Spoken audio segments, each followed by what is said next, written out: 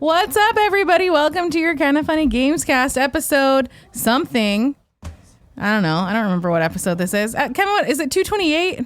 Kevin? 229. Perfect. But I fixed it all. We have with us the one, the only Tom Bach visiting with us today. Woo! So he's in town. I know you've got some fans in the chat. You want? So I know that, we're on a delay, so it might take them a little while for them to see you. But yeah, we've been hanging out, all that kind of stuff. Talking with Tom about some things that we saw earlier that we're going to talk on this, I guess. I feel like I haven't seen you all week. When did you get back, Timmy? Yeah? I don't know. When did I get back? From where? What are we talking about? Austin? From Austin. Oh. When did you get back?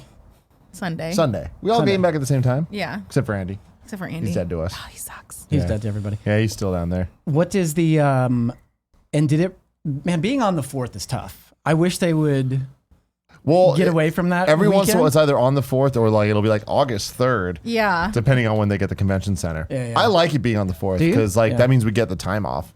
That's true. Yeah. Or like, and other people get the time off. Dude, that's just a hard one to get away for some people. Like that was. Yeah. I feel like a lot of things usually happen on the 4th of July. Like, I don't know, celebrations. Yeah. That can be hard. But I think it's fun because I feel like it makes it like a fun atmosphere when everyone's like total vacation mode. Did they do fireworks and stuff? Did you go down there for the 4th or were you there the 5th? We were there on the 4th. Okay. Yeah, they did fireworks. Thursday? I didn't see them or partake. I didn't either. But Cool Greg did. Yeah, he's cool they like him and Snowbike Mike. Yeah, Jamie and Yeah. King Franchise, all those guys went to like the Austin whatever firework thing that they had. I think he said he saw the bats too because last year I was. Oh my gosh, terrifying! Is that the craziest thing in the world? It's really creepy. It's nuts. Well, I think, and last year I think somebody picked up one of the injured bats on the ground, and it was like a whole thing where it was maybe don't do that, rabies, all these like diseases. If we could not do that, that'd be great. In a convention of 40,000 people, yeah. Like they have a day just for the bats. Dude, I think it's like the largest single bat colony like in North America. It's unbelievable that exists right in the middle of downtown, underneath a bridge. And it's weird they do it. It's like there's a moment where they all just fly out together, and you're like, it goes on for like 15 minutes, and they just go. And they always talk about like the sun. It's like some 300 shit. Right, like the bug population is completely controlled. I mean, it's like a big deal that they're there, right? Like, yeah, and I guess it would be weird to think about all those little things that you don't think about because they're corralled by the bats, but like if the bats were gone, would there just be a shit ton of bugs everywhere? And then it would be there's all these signs like because it's a big running trail underneath kind of where they are, and if you go underneath there during the day, it's one of the strangest sounds because they all go up underneath. They're hiding, They're all hiding, and so it's this like bizarre sort of like chirping noise, almost like cicadas or something like that. Oh, yeah, shit. Exactly. Good I call. don't trust them. Nice. Don't trust them at all. You can't trust them. And occasionally you'll see a those. downed one, and there's these signs that are like don't handle bats. Yeah. There's a great clip at a Spurs game of no. a bat about not handling it. Yeah. And Manu Ginobili just like picks one up. You got to go see us on YouTube. It's insane. Just picks it up, carries it over to somebody, and it was like this PSA for don't handle do the that. fucking bats. Like that is not. Wow. I think they're like That's how 90% superheroes of them get are made. rabid. It's insane. Yeah. That's Batman's origin story. Got bit by a bat. And it's so sad because have you ever seen in little Austin, baby clearly. bats? Like any videos of them? They're so cute. Yeah. They're so It'd be cute. hard for you not to touch them. Yeah. Hello. How are you? I don't know who's See you sharing. too. I'm good. Your turn. Sorry. Is this your water, Tom? Oh yeah, my water. We're just talking about the bats in Austin. How crazy. They're nuts, gross. man. Yeah. But they're weirdo so bats. cute. Have you ever seen the little videos of the baby bats? Baby bats, yes. The ones eating the watermelon. Yeah, and the little That one bananas. specifically, he's okay. He's got the little bananas. They're so cute, and they get all wrapped up in little like Bat-ritos. Bat-ritos. And they're so cute. What in the world is a bat-rito? It's like when they're all wrapped up in the blankets and they're babies and they get fed Oh, like they're bananas talking about your and own shit. wing, their own wings. I mean, that might also happen. They don't really show the process of it. I just see the finished product. Is anyone over there? No. No. Never. Okay. Oh, Great. Tom's gonna run the show now. pretty much. How are you doing, Andrea? I feel like I haven't talked to you in forever. It's been we've seen each other in passing. Yeah, but we haven't talked. We Yeah. haven't chatted. You know what I mean? Things been going well? You know, things have been going well. Good. A lot of stuff happening in my life that I can't quite talk about yet, but other than that, things are going good. Yeah. Yeah. What's good? What's Your life. good? Yeah. That's what's up. Always the busiest lady in the business. Can we just talk about these sidewalls for a second for We Have Cool Friends? Which dope. I know that the chat can't see, but the picture of Makuga that we picked. There's a couple pictures. The picture of Anthony Carboni I very much enjoy. Fantastic. It's him with his little dog Dagger. Yeah. And it's very much one of those like, don't talk to me or my son ever. Mm-hmm. Yeah. I have to say I'm like slightly jealous I didn't make the wall. Did you not make the wall? You're on the wall. I am on the wall? You're on one of these walls. I'm pretty sure you are. You're on this side for sure. Okay, yeah. Here, give me your water bottle. I'll hold it for you. I think you might be on the one closest to the wall. We're looking. Yep, here they are. There you are. Yeah. Oh yeah, there I am. Andrea That's exciting. on the I made wall. the wall, you guys. You're a cool friend. Yay. Of course you're on a single the wall. lady. Did you say you're a single lady? Yeah. Oh. Kevin, can you pull up a video? Yeah, sure. Of the bat. No. Just go to YouTube. One second. Where's the chair with the footrest? It might be over there. I don't have it. I need that one. Can you look for you're a single lady? Single lady? This one? This one? Yeah. That's the one. Yeah, when I was wearing my banana costume, I didn't have the footrest, and I'm the shortest person. Well, Fran and I are close in height. It's true though. And it's tough to do like a really long show with your feet dangling the whole time. They're gonna have to. That way. There we go. Good. Can you look up you're a single lady? You don't want to play the Chipmunk Single Lady song? No. And then I'm gonna switch spots with you, Joey. I'm in the middle. Okay. Kevin can't spell. No, I had it right the first time. Scroll down. Yeah, single ladies devastation. Oh, there it is. Oh, I do know this. Oh, I have seen this. Ready? So this from me saying you're a cool friend reminded me of this. Oh fuck, where's the audio?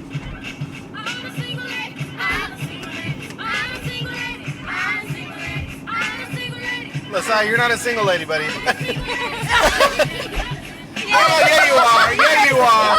You're a single lady. Oh. Sorry. Oh no, the girl in the middle started sick. She was like, Dad, you ruined I'm it. just kidding. You can do it. Buddy, I'm sorry. I'm so sorry, buddy. You're a single lady, okay? You're a single lady. Here we go. If you like it, then you get a better ring on it.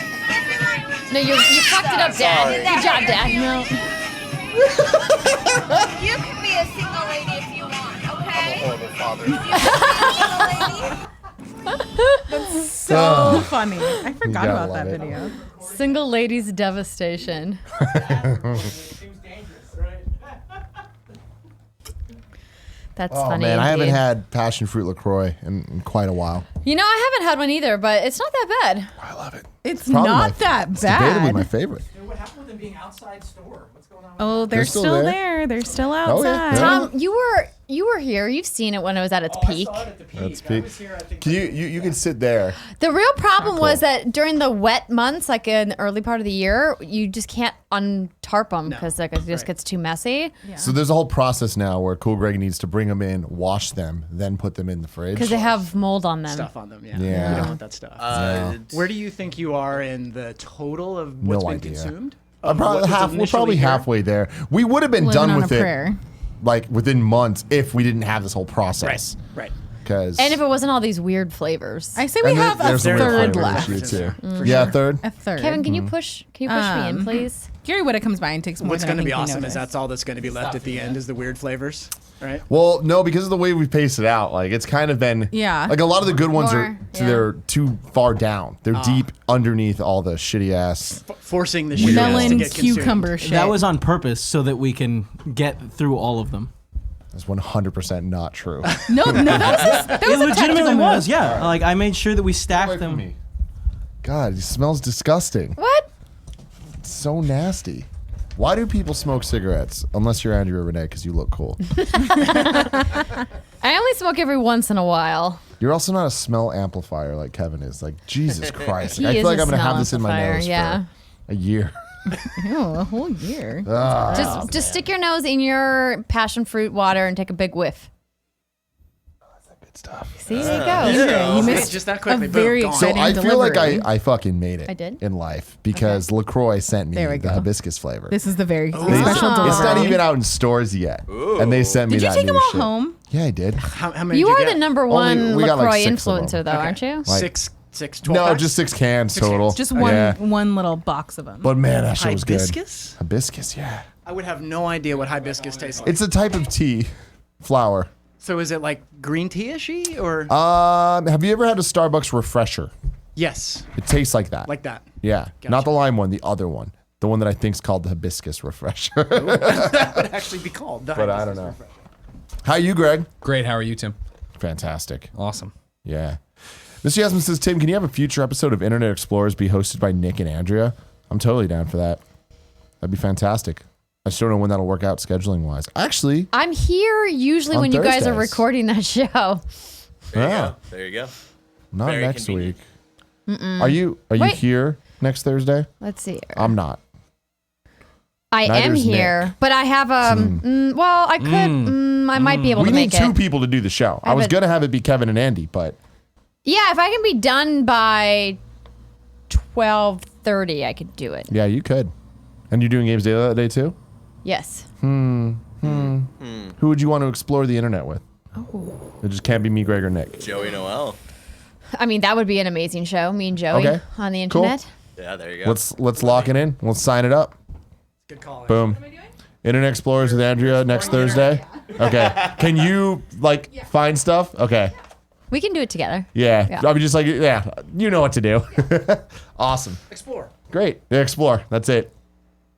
That's fun. What's What's up, up, Keylock? Mikey? Same guy. Same guy. Ignacio Rojas is just looking to get banned. Is just looking Should I do to it? get banned. I'll do it. Going out there. Barrett is hovering over the ban button right now. Dun, dun, dun. Caesar Torres says, Tim, what was the I Am Spartacus thing at RTX? You were going to talk about it on the KF podcast, but didn't. So everyone dressed up as Johnny Ace, and there was supposed to be a moment where we call them out, and one person stands up and says, I am Johnny Ace. And someone else stands like, I am Johnny Ace. I am Johnny Ace. Because I am everybody Johnny-" remembers this And then it moment from turns I Am into- Spartacus, right?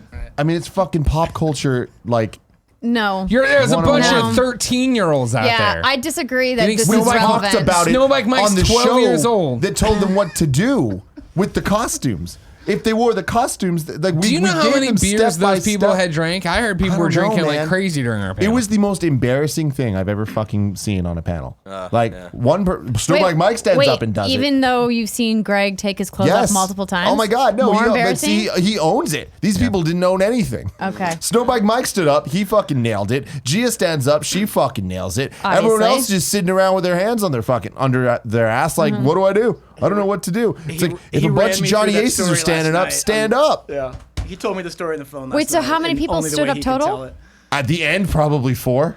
Oh, lame. Come on, you guys. And there was What the dozens heck? of them. Hey, they were doing a great Johnny Ace impression. A complete fucking moron. Completely not going on. There you no go. one knew what was going on. Not following directions. That sounds right. Jesus. Potato says you had a 13-year-old drinking beer at your panel. You know what? I don't like to card. They come up, they say they're old enough, they have the don't beer. like They to take the card. beer. That's on RTX. All right, if Bernie wants to check IDs on his panel, that's fine. We just ask them how old, if they're old enough to party, you know? Yeah. There you go. Do you party Doggy doggy dog. dog? And if you say yes, you get the beer. Man, Tim's so salty about it. I'm you know? so salty. So salty. Tim, are you on the Run a Show doc right now? Yeah. Is I this am. something that we're doing today? I'm highlighting. That's it. a potential. Okay. Yeah. I'll put I don't it- think so. I think we had quite a show today. All right. I will say that there's a thing right here that I'm gonna have to. So pre-show, everyone, I'm gonna need you. You have a special job. Pre-show, you have a job to do. Kindoffunny.com/you're There's an embargoed thing that I can't talk about until tomorrow morning. Gotcha. So I'm going to talk about it today, but we're going to silence it for that part of the show. So if Gotcha. anyone comes in and is like, why is it quiet? Did Kevin fuck up the audio? Just be like, Kevin did fuck up the audio, but Everybody yell at Kevin. It's silenced right now because there's an embargo thing. Cool. So and then you can come back and listen tomorrow. Just give when me the a episode heads up posts. when to do that and when to Yep, bring it it's back. the first game, but Cool. I'll definitely call it out. Cool. And we can go from there. So you're allowed tomorrow to talk about it? Tomorrow at 6 a.m. Oh. So when this goes live, I'm going to talk to Cool Greg about making sure it posts then. We'll be fine. It's also not really that big of a deal. Like, it's one of those weird technicalities, and I'm like, really, guys? Like, come on. But, The email says what the email says. And the heart wants what the heart wants. Reminds me of all that Nintendo Listen stuff. to your heart. Those Nintendo embargoes, where it's just like, you can post a total of 10 minutes of gameplay, but it each can't be video longer than 30-second chunks. Yeah, it's fucking ridiculous. It You know is. what I'm saying? It is, man. It's just the man trying to control you. That's right. It's always the Fuck the man. Nintendo, do something better. It's more like it. Oh. Ignacio says, can you put music or something? No. Sorry. Wait a minute. I am realizing, though. What does this mess up? Silencing it on the stream is going to mess up one of the edits.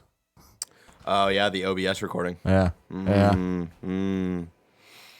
What we could do is that you toss to it during the show, and then you just give your thoughts on it. And Afterwards, we edit back in. record that, and then have Cool G put that in post. Can't you just pull the stream down for a few minutes and then put it back up? Just hit the stop streaming and then start streaming, but don't stop the recording. That's a little complicated on the YouTube. It's not back end. complicated. How It's about just this? risky. How about this? Yeah. Everyone in the chat isn't a fucking narc and doesn't screw us over. You know what I mean? Just break the embargo, blow it up. Who cares? That I What's really the don't. worst that could happen? That's the one I have the worst feeling about. With It's honestly not bad, but like, whatever. We shouldn't do that. I would say if it wasn't this company, you might have some leeway, but this company will My come problem down with on it harder is it's on a you. game that people previewed. I just didn't do the preview event. And it's like, it's Wait, not like so I'm the saying any information about this. The preview of the version I'm playing, I'm not allowed to talk about. But it's the fucking same shit. You know what I'm saying? Shit, Huh. man. I know. I do. I see what you're saying. Catch I do. my drift? I've caught it. You put down the drift, and I caught it. Wow. And now I'm on the You're a updraft of the catcher. upskirt. You know. So what do you Yeah. feel like doing, Tim? I mean, worst case, let's just record it, do the silence thing, and then he can just edit it. Like old school. Okay, yeah, because we've got this record over here, and he'll Josh have the audio Gammon for says, that. just break the embargo, you cowards. I mean, Thank you. That's what I'm saying. Everybody, we played Death Stranding. Let's just put it out there. Let's Put just it out say there. it has to be, Just all make right? it Call happen. the spades the spades. I didn't understand what a Strand game was, and now I do. Wow. So many strands. We're so and connected. people say they won't narc. I mean, look at this. I don't. You see? No, Straw Mountain says I'm so gonna narc. God damn it, Straw Straw Mountain. Mountain. That's on you. Mr. gonna do Yasman, it if not that for was that. so clearly Robert Redford. The idea that people thought it was Zach Galifianakis is crazy. All right, that blows me away. Now, I never thought it was Zach Galifianakis, but I had no fucking idea that was Robert Redford. That looks nothing like Robert He Redford was as a I little know huskier him in that as an picture old for man. sure. Right. I only know him really starting with what, The Natural? Dude, he's And like one of the looked most like that. handsome men when he was younger. Right? Right. He was a little puffy in that shot. He's still a handsome Oh, man. he's super handsome, man. What are you All right. talking about? I mean, like he was Brad Pitt handsome in his 30s, and like my parents were, all into Robert Redford. But yeah, that is an odd picture of him for sure. Yeah. Right. And that was the thing is I always thought, when I looked at it, I always thought it was some beer commercial. I had no idea what the fuck it was from. I thought it was like the brawny paper towel guy, yeah, or like one of those that. fucking Yeah. things, right? Yeah. The So brawny I paper was towel floored guy. when I found out it was him, but I never thought it was Zach Galifianakis. Yeah, ditto. Yeah, I think I was the same exact. Yeah, boat. yeah. And we're sure it's him. 100% Oh, sure. yeah. It's from a movie. Now that Tim is gone, he signed the embargo. I didn't. I can that's say true. whatever I want about Death Stranding. I believe, though, They he's can come after representing you. Kind of Funny Games as a brand. See, I think he signed on as What's Good Games, though. So Oh, he did. Great. Go for it. I know nothing about this game, so I wasn't even there. I haven't played it. They never sent me a code. There's no paper trail to tie. No paper You're trail. fine. You're good. Tim. No What's Good stranding Games. connections. But we still need to Strands. get you on the show, by the way. I'm down. So you and Brittany can nerd out about all the things About you Death guys Stranding? nerd out about together. We do nerd out about similar things. Me and that Brittany. Can I ask Brit, an can I call embargo her question? Brit? Have you guys seen any more of Death Stranding than everyone else has seen? Nobody has. It's fucking insane. At what point is that like super crazy detrimental to that game? Like I We talked think about it on Games Daily today. Okay. Think about Metal Gear Solid. Like you Sounds saw like I don't so care. much of that game over the last like 3 months. Remember they would do like big 30-minute long demos showing you all the mechanics. That's coming. I know nothing about that Konami game. and PlayStation Zero. have two wildly different approaches to preview events and preview coverage. I honestly, with this game, because we are we're within 6 months of launch now. I don't know if we're going to get a full preview event of this game before launch. 100% are. And if we do, it'll be very limited. We've seen Sony do that before, where they only invite like a dozen outlets, like that's it. And it's a very, very small group of the biggest outlets only. I think it'll be like God of War. I think we'll go down there and play 2 hours of it or whatever, depending on how long the Uncharted game 4. is or whatever. Yeah. But I can't think of a game in recent memory that I had is this big, Kojima, and I have no clue, literally no clue what it is, other than the little stupid shit they showed. It's a Strand game. How many times do you need to fucking say it? It's a Strand game, everybody. Yeah, connect, dude. You ready for this, Barrett? I am ready. Just throw to me when I need to take Tom Bach, do you want to sit on that chair and be like Shock Mike? Joey's got to pop in at some point on Shock Mike. For which one? Man, Madonna. Yeah. Oh, okay, cool. Madonna. Cool. Yeah, so just let me know when we need to go radio silent. Fantastic. You ready? Yep. What's up, guys? Welcome to the first ever episode 229. The Kind of Funny Games cast. As always, I'm Tim Gettys, joined by one of the coolest dudes in video games, Greg Miller. I put the Superman sticker on my notebook. Wow. I've had a whole bunch of stickers for a while. Mm-hmm. You know, remember this? Mm-hmm. This woman who made it, whose name is escaping me, it's on here as Tainted Sweets. Tainted Sweets. Works at Marvel now. Oh. Big deal. Remember, she fancy. freaked out when I got the That's tour. right. Yeah. What's the notebook? This is my Judges Week notebook. Oh. And so now that we can finally blow the dust off of some COD Some multiplayer, embargoes popping 2v2. up Yeah. left and right. Here It's we go. exciting stuff. Yeah, finally. I'm sure we'll talk about that today.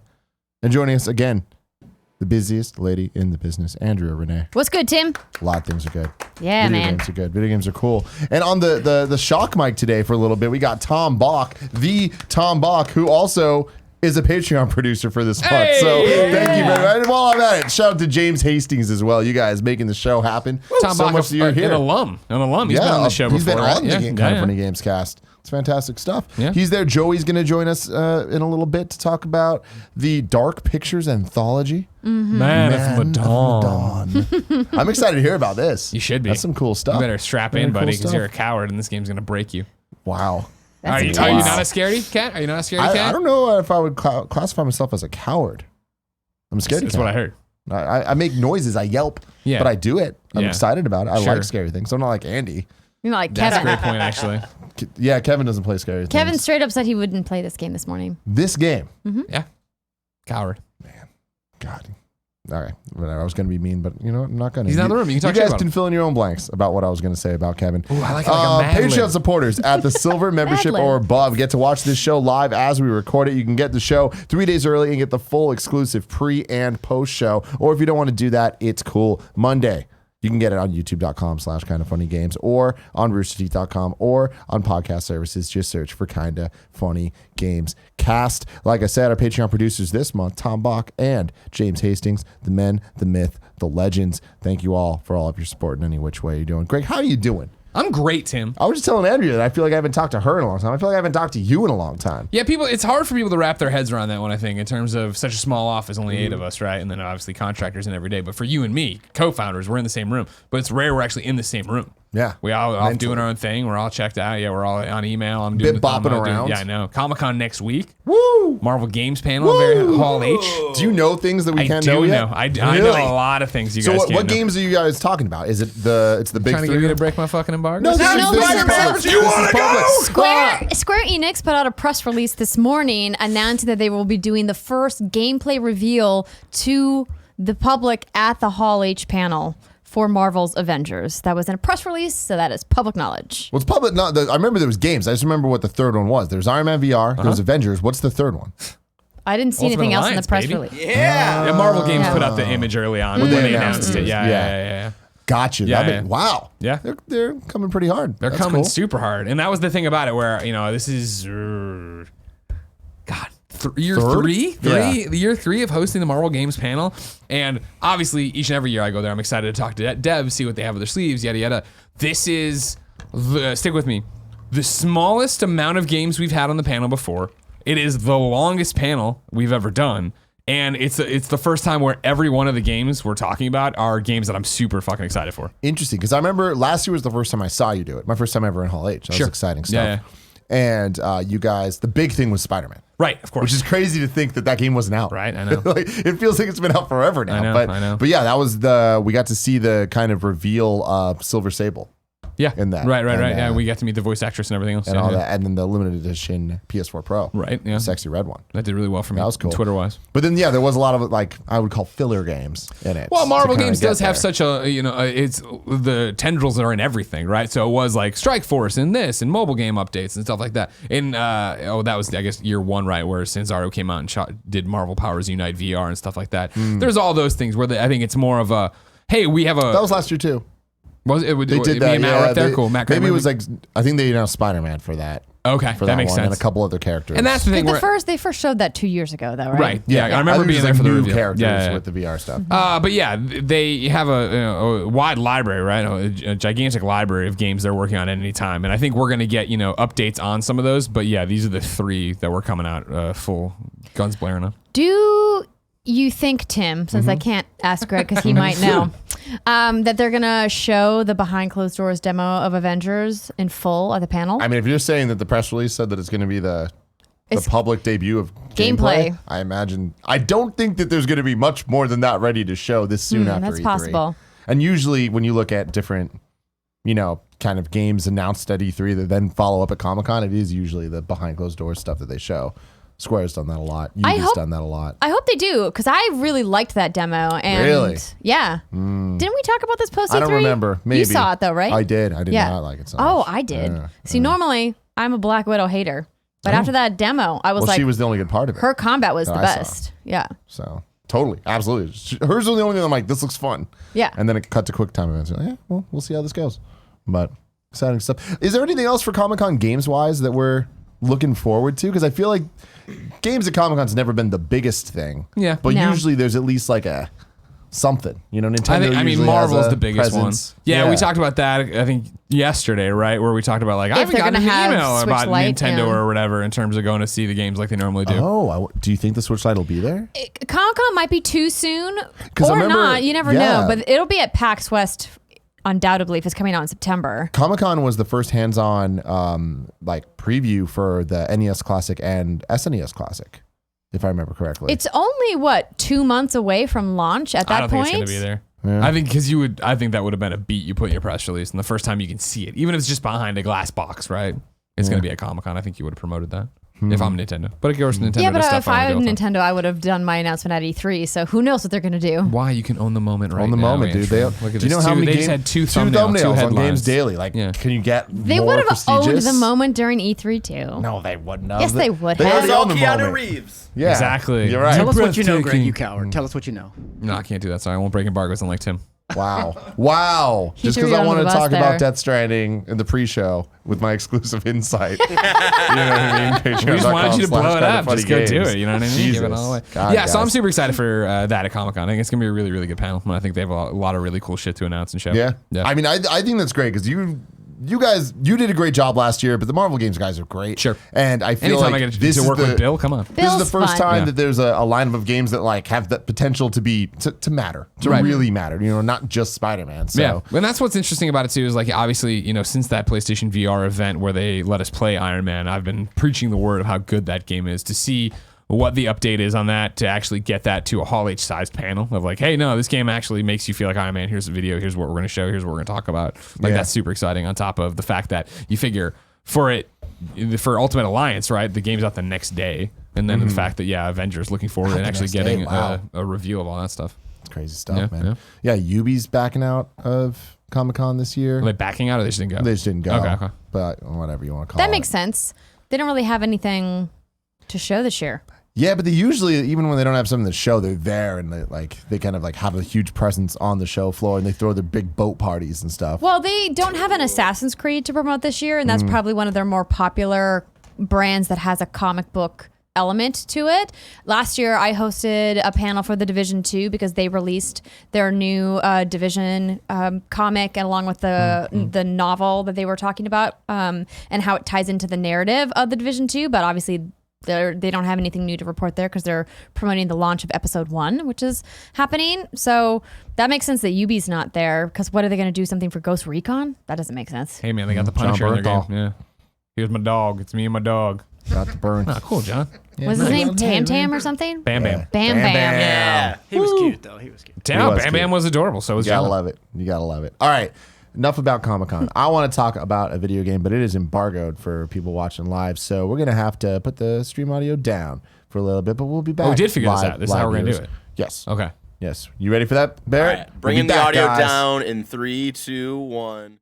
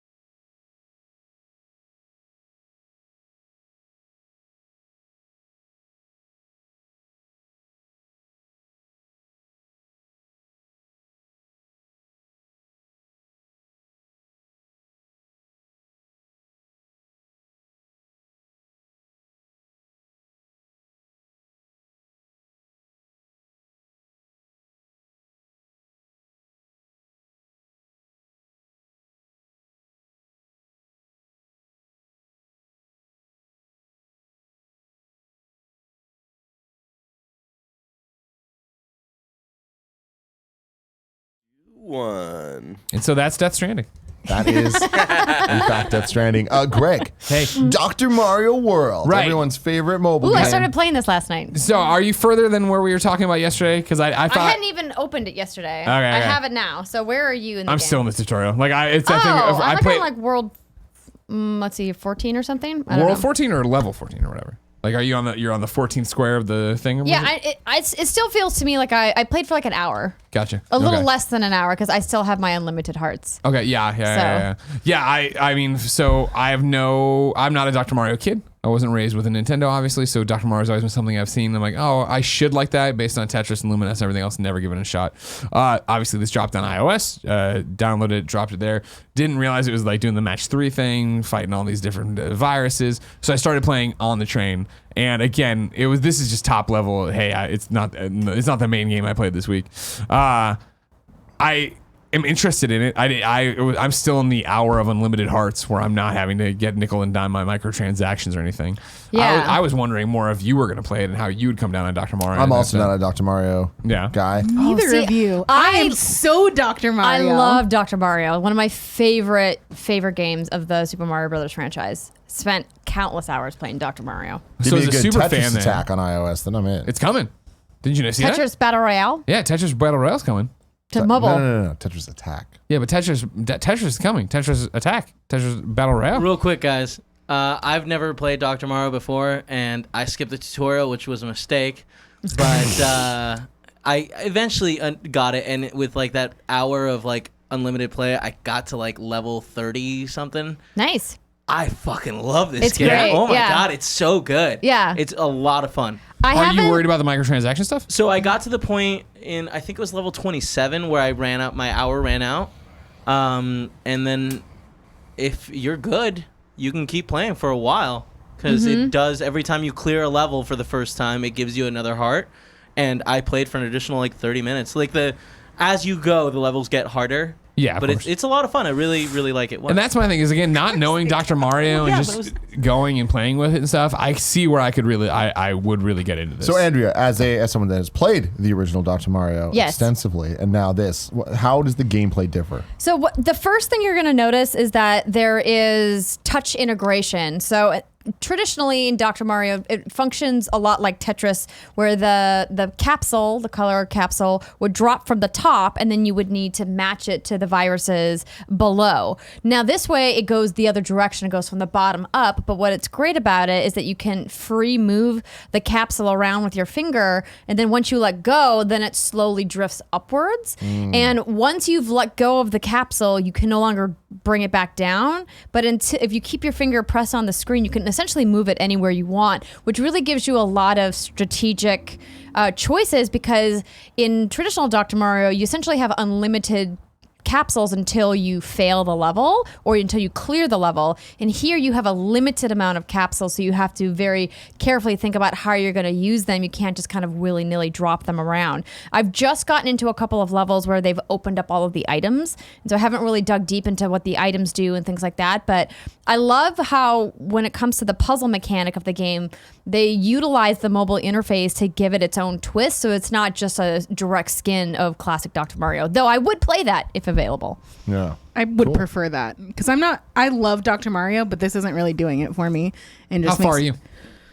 I think I just finished my unlimited hour. Gotcha. And there's something about the limited capsules where it's like, maybe I'm just not good enough at it in this way, that it just is like, what am I doing wrong? I don't know. See, I dig it. Like, and that's the thing is, like, playing it right there, even just to get going. I'm level 10 right now, or whatever, the stage 10. Like, I can totally see where I'm going to come back to that. And even though I haven't run into the wall of microtransactions that people have talked about at the limited playtime, I think for me that won't be a big deal, since I'm not the biggest mobile gamer. Where I do feel like that'll be, I'm on the bus.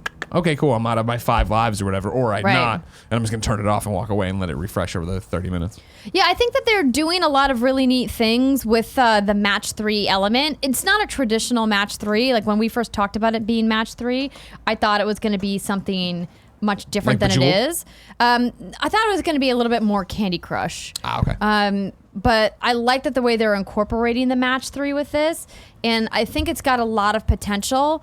I'm going to need to play like substantially more to see how the microtransactions are later on. Because I remember the very first time I played Candy Crush, I got probably to like levels 60 or 70 before I like hit the paywall. Yeah. But then once you get to those upper levels, you hit the paywall faster and faster and faster because the levels get increasingly more difficult. And that's the challenging part about these free-to-play games. And we were talking about it on Games Daily earlier this week, and I was reflecting on that conversation because obviously a lot of people were leaving comments on the video about microtransactions in mobile games specifically. And I think the challenge for mobile game developers is how do we extend our gameplay, much like a live service game, like a Destiny or Division or whatever, but for a mobile market, and make it feel rewarding, but also, to continue to make revenue from it. And I would love an example, particularly like from a best friend or somebody who also plays mobile games that has a game that they think is not an egregious example of these timed microtransactions that plays consistently. Because I think the real key is like what Greg was saying, I pick it up, I play it for a few minutes, I'm done. I don't really feel the paywall. But I can imagine wanting to sit down and play this for like easily an hour at a time. That was my issue back in the day with Peggle Blast. I loved it. But the paywall stuff, it's like, well, you're ruining my experience entirely. Yeah. See, but that's the thing where I feel like, and I only speak for myself, I guess. Where with this one versus a game like Peggle, where I feel like Peggle's like one more, let's go. Like when I even in these early levels when I'm accomplishing it and I clear it, I'm like, oh god, I got 3 stars, cool. I feel like that's always a good, I can click it off stopping point. Like I'll play more, sure, if I have more time, but if I also, as I usually do, get distracted by Twitter or Instagram or email or whatever, like I'm gonna move on. Where I guess it's just for me, it's a distraction game where it is just something. It's not. I don't think I'm ever going to be like. I kind of forgotten about. I put it on there because I put that on there yesterday, right? Clearly, on the ride home last night, and when I got home last night, I wasn't pulled to go play Dr. Mario, right? Like it's something that's there when I want to play it, and I'm not like jonesing to go get into this version. Yeah. Maybe as it gets more difficult and starts, challenging me and tweaking me or something, it'll be a different story, but. Who knows? Staying in the mobile game realm, before we get to your thing, I just wanted to give a quick shout out because I keep forgetting to bring this up on the show. Kingdom Rush Vengeance, baby. So good. Isn't it so good? It's so good. What's the gameplay of it? Andrea recommended this to me like months ago, and I didn't even know it came out. Kingdom Rush, classic tower defense game. And that's another thing, the game that we can't say the name of anymore, but that we were talking about earlier. That's the other end right there, Andrea. It's very similar. Okay, maybe I'll try it. It's very similar. So I am straight up Kingdom Rush.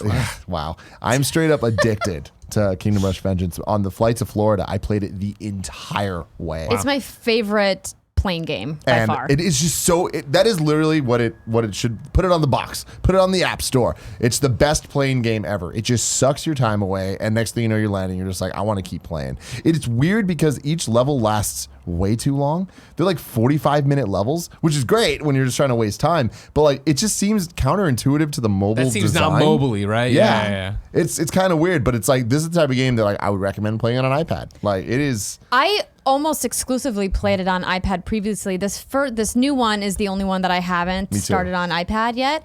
I would love this game on Switch. And I'm not sure why they haven't thought about porting it, or maybe they have, and it's part of the plans eventually.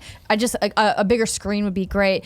What's really fun about the Kingdom Rush series is that they have a hero system. So in addition to your traditional tower defense where you're building towers and upgrading towers along the path where the enemies are moving, you have a unique hero, and each hero in the game has special abilities, and then you can upgrade them. There's like a little mini RPG progression system with these heroes, and then those heroes work in tandem with your towers.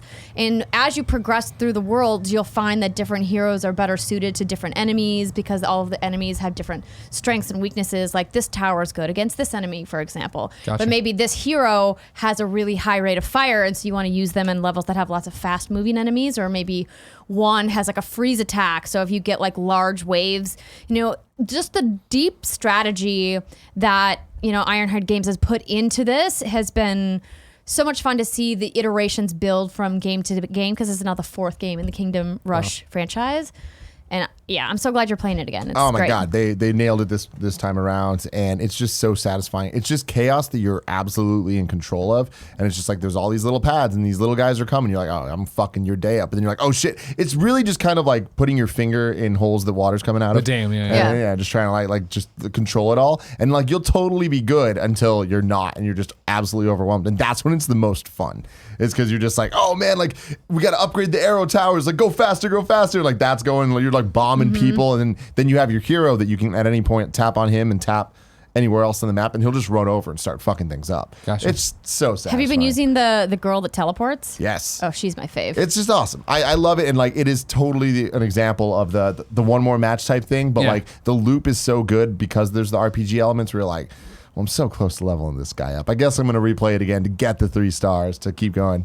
Fantastic mobile game. But Greg, you're also playing a mobile game. A fantastic mobile game. It's Yeah, brand new. brand People new. haven't talked about it. Pokemon Go. This is Whoa! Do a Pokemon little fucking mobile bit go, here. everybody. You know what I mean? I got bit by the bug, Tim. It finally happened after downloading which it. bug? The Caterpie? Oh, probably Porygon. It's not Pidgeys. That's all I got. They're all bugs, because they're all bugs. There's bugs. They're all They're bugs. pocket monsters, Greg. No, you're thinking of Digimon. Hate him. So yeah, I had downloaded Pokemon Go, obviously, with all the rest of you when it first came. I remember Kevin being so excited when it was originally in the office and we were playing it, and it never worked for me. I have no history with Pokemon, and put it down every so often. Goldfarb would try to get me to pick it back up. I'd screw around with it. Nothing would happen. And then, of course, Ghostbusters World came out last year. Had a great time with Ghostbusters World up until I think it was month 2, maybe the beginning of month 3, where they really fucked up their whole in-game economy and what they wanted you to do. And it was also that point I wasn't getting new ghosts. It was just the same thing day after day, the same challenges day after day. Like it was clear. Like, okay, cool. Like I'll wait for them to update this and make it more refreshing, more interesting to play. And I turned it on after actually I downloaded Harry Potter the Wizards Unite when that had happened. Played with that a bit, but I'm not a Harry Potter guy. I was like, what's going on with Ghostbusters World? Actually kept crashing, had to delete it, reinstalled it, went back in. It's all the same shit. Like it's clearly a game that they just put out and then have never really done anything with. And so this past weekend we were going to RTX, missed my flight, and woke up in a panic, rebooked the flight, but then had a free day in San Francisco. So Jen and I went out way out in the sunset to the avenues, went and had breakfast. And I was like, let's walk home. And let's walk through the park or whatever. And so we were walking and talking and just catching up. And somehow we got onto maybe somebody walked by playing Pokemon Go. And it was this conversation of just like, more of the game's daily conversation of just how incredible it is that game is still around and still thriving and doing all this. And I was just like, I'm going to open it up.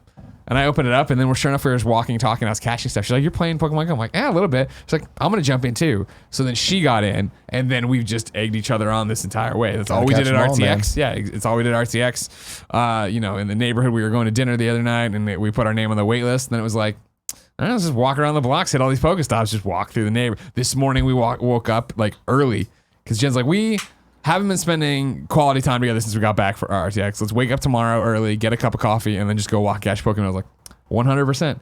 Walk through the park today. 50%, some would say. I don't get that Pokemon reference. The number of Pokemon in Gen 1. You fucking fake but there's fan. more than now. There's more. I have way more than that. In Gen 1, Greg. But it's You not nerds. Gen 1 anymore. Fuck Porygon you, was in Greg. Gen 1, all right? I know when I get somebody down in the single digits or the teens, I'm like, oh, this is an OG Porygon was Gen 1. motherfucker. Shut up. You don't know anything about it. I send you photos all the time of these guys. You don't know who they Porygon are. 2 was Gen 2. Thank you. Clearly, that's what I'm talking about. Remember idiot. Porygon 2? No, I refuse to remember Really? that fucking mistake. We Yeah, it talked was a about mistake. Porygon 2 on Games Daily.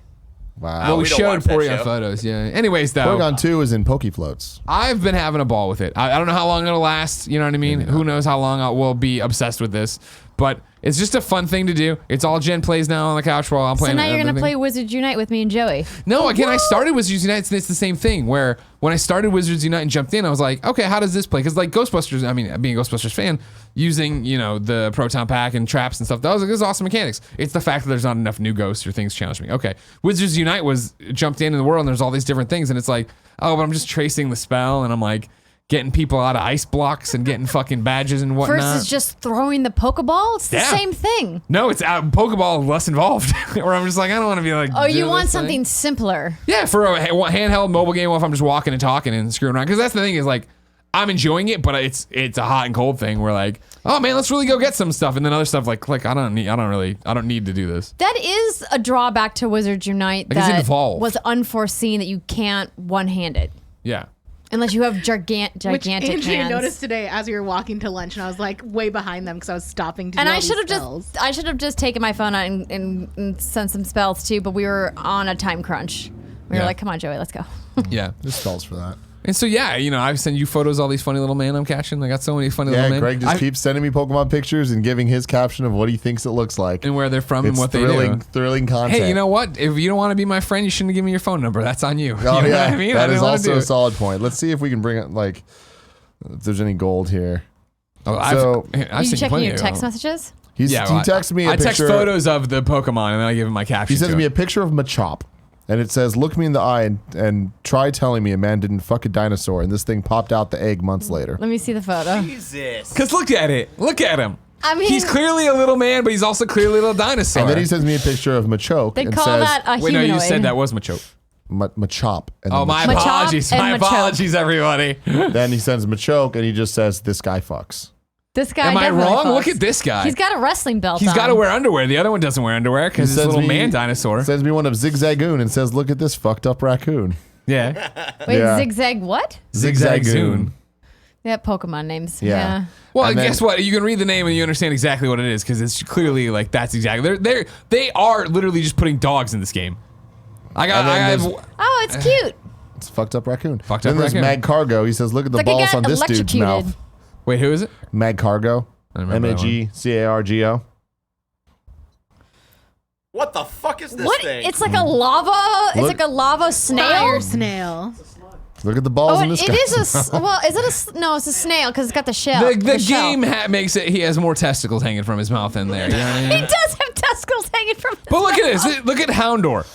That's Yeah. a fucking dog. Someone Yeah, caught a dude. dog and He's shoved it in a hound. ball. They called him it. They called him a hound. He's just. I mean, he's. And I'll give you a Spoink. Spoink is definitely a monster. That look. That's a dog. That's a definitely Houndor, just like a dog. Doberman, right? Now find Spoink.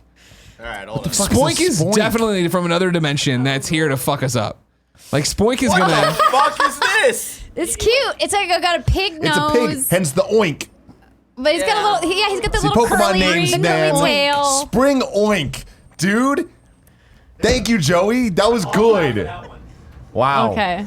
Wow. Ninetales Now- can get it though. Ninetales can get it, but I on the panel, Greg, I was Yeah. talking about how fucked up it He's is that cute. Dratini turns into Dragonair, turns into Dragonite, and I don't think that you understood how fucked don't. up this I is. don't understand. Can you? I want the slow reveal here, Barrett. All right, I'm okay. gonna look it I up. won't you- look. I won't look till you tell me. I can Yeah, look. yeah, like just don't let's see. I want a picture of Dratini, then a picture of Okay, Dragonair, okay, and then a hold on. picture of Dragonite. All right, Thank you. You gotta give me a minute to do that. What is What? your issue, sorry. Andrea? Oh no, I was just gonna say that I would love to be a fly on the wall of the Pokemon Company when they have to come up with the names of these new things. I'll give you. It's all in Japanese, but here's how it goes. Well, we were okay. You tell me. Go ahead. Not enough butterflies, so Rudderfly. Done. Print. There you go. It evolves that- into Rudderman. It looks like somebody a fucked. rudderfly would be like a water type butterfly, because then it'd be like the rudders of boats. There's always reasoning, Greg. There's always reasoning. Okay. Greg, I'm gonna need you to close your eyes. They're closed. All right. I'm sending gifts. All right. Because here's the thing about Pokemon Go, to bring it back to the game and not look at the characters at all, I swear, is the fact that to go from what my first experience with Pokemon Go was, because you remember it when it was like, this all, you know how this started? I can actually tell you. We were walking through the park. Yeah. And we were talking about tweets for some reason, and I mentioned like that tweet from the other week that Pokemon Go's launch is the closest we've been to world peace. Somebody tweeted that, and it was so true, right? Of like, I remember that, how weird it was to be in our sleepy ass Sunset neighborhood where we used to have the studio and find There was a gym there. That shit kids was and popping people off. in like the Dirty Nelly's bar had a sign outside that this isn't a Pokestop, even though it was. It's like, leave, please leave. Yeah, exactly. And it was like, holy shit, people were running around at all hours of the night playing the game. Like, what an amazing experience. And that's what had me open to it. But to go from that when I started it, and it was like a broken and buggy experience, to where it is now of the way gyms work and the way, taking stuff over works and the way gifts work, which I remember when they got launched, like, what? You just send shit to each other. Like, that sounds dumb. And then, like, now when I wake up and I walk Porty, that's the first thing I do.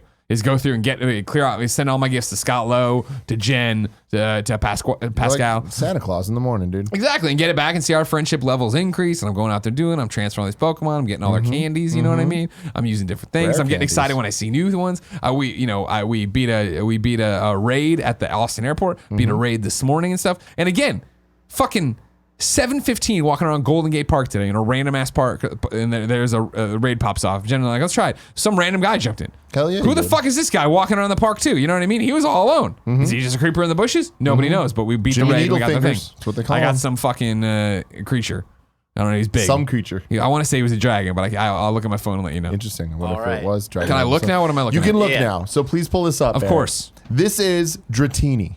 Okay. Now, Dratini, of course, the Pokemon, my friend. The original quest was have Dratini at your side, walk Dratini around, get some candy with Dratini. I've just never unequipped Dratini. So just to chilling be out fair, there. Oh, that's Dragonair. the That's Dratini has Dragonair. evolved. I've evolved to Dragonair. into Dragonair. Right, who looks- which is this. Who's got a ball on and his... you're like, yeah. okay, cool. You're pretty. I Sure. get it. You're going to be hot when you're an adult. You know what I mean? That's not what I think when I look at this weird snake Really? with balls You on don't it. think so? No. I think Go this, back to Dratini. Yeah, I think Dragonair has a potential to evolve into something super cool. This is Ariana Grande when she was on Nickelodeon, right? Then click over there. This is Ariana Grande Now. when she put out her first album. Okay. You know what I mean? Sure. And then this is not Ariana Grande This now. is Britney Spears during her fucking freak out. Oh gosh. This looks like Charmander's like Charmander's weird Charmander. brother, right? Like, why the fuck is this? This is literally the top evolution of one of the only dragon type Pokemons in general. Like, they're so late. Usually in Pokemon, it's like the later in the numbers you get, like Yeah. the more like rare and cool. Like, out of 150, I think he's number 149. Yeah, he's really up Like, there. and here we fucking get They're him. right ideas. He has a fanny pack. Wait, Oh, in the where's movie, the yeah, fanny he does. pack? I need to see the fanny pack.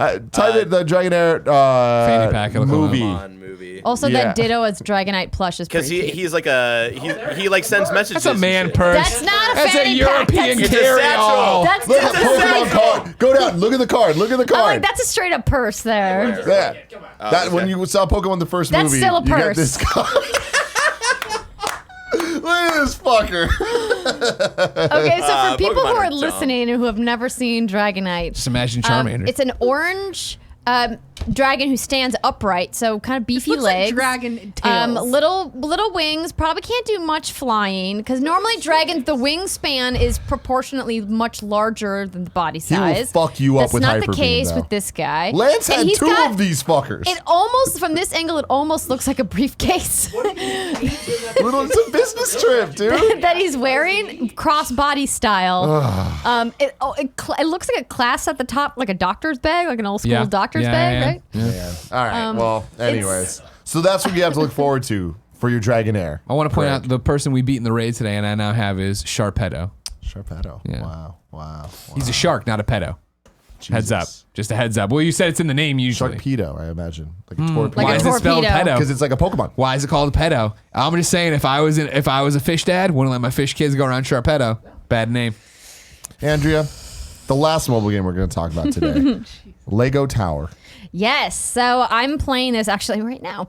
And what I want people to know about Lego Tower, first and foremost, that it's from the team Nimblebit. If you guys played Tiny Tower, the Tiny Tower craze, you guys remember when Tiny Tower first came out? Unfamiliar. No? I remember Tom Bach, Chris. you know what I'm talking about, right? So they've made several iterations. They did Tiny Vegas, which was really fun. They teamed up with Disney Interactive and did Tiny Death Star, which I loved as well. And their latest partnership is with Lego. And of course, Lego makes sense to do a Tiny Tower skin of, because everything in Lego is mini. You got the little minifigs. They all have their little clothing pieces. You've got the tiny little bits and coins and all this stuff. So essentially, the gameplay is almost identical to very traditional Tiny Tower. If you guys have played it, you're building a tower. It's in the name. You stack it one floor at a time, and it goes straight up. And each of the towers you can customize to make them a certain type of level. So you have your residential levels, which act as like apartments for your minifigs. And then you have a variety of businesses. They can be a recreation or a service or a food. So for example, I have a billiards hall. I've got a burger bar. I've got a bank. And each of your minifigs will then be assigned. You assign them a job in one of the different levels, and then they stock items, and then you sell the items to earn coins in the game. And each of your minifigs has a dream job, and so ideally you want to place a minifig on the floor to work. That is their dream job. So, for example, what are some of their dream jobs? So I had 2 people who wanted to work at the burger bar, so I specifically fucking dream bigger. Built you know what I mean? burger bar. Dream to own the burger bar Lego minifigs, you idiots. Well, maybe they will own it someday. Start small. Yeah, exactly. You got to start somewhere. Build your money up. And then there's 3 items per floor, and then you have to have 3 people working, and then they each stock a different item. And so part of the time management of the game is going in and restocking each floor as it's running out. And the microtransactions come in where you can hurry the stock process by paying some bucks, which is like the in-game currency. And I want to give a thank you to the PR team who gave me $5 worth of currency to try out. Wow, that's money hat. It actually has gone pretty far. Fucking disclose I still that have before like you start it. Oh my God. You guys, they gave me $5 to play with in the game. It is a free-to-play game, of course, and what's different about this version of the tower game from Nimblebit that I haven't seen before in some of their other games is they have a tower club.